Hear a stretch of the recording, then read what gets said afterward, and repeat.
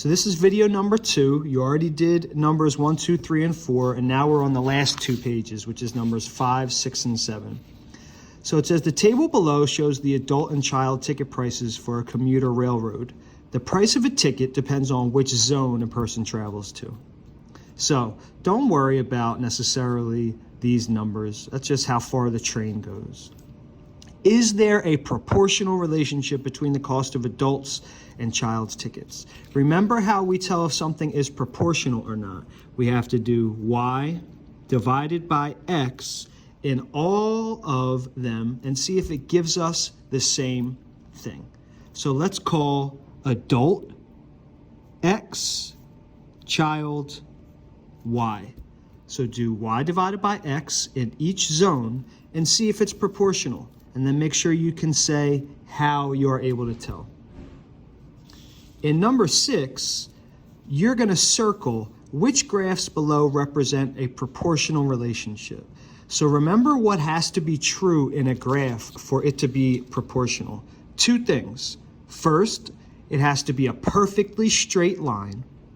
And then second, it has to go through the origin, 0, 0. So for instance, if we look at this graph, which talks about the exchange rates for dollars and pesos, it is a perfectly straight line that does go through the origin. So for each of these graphs, you're going to have to tell me, is it proportional, yes or no, and how can you tell? Last problem is number 7. You have 4 tables here. In each of them, I want you to tell me whether it is proportional or not. So remember, to check for proportionality, we do y divided by x in every single instance. And then if it is proportional, I want you to practice writing an equation. So let's look at this first table together. The number of cases and the number of rolls of paper towels. So 12 divided by 1, 12. 36 divided by 3, 12. 60 divided by 5, 12.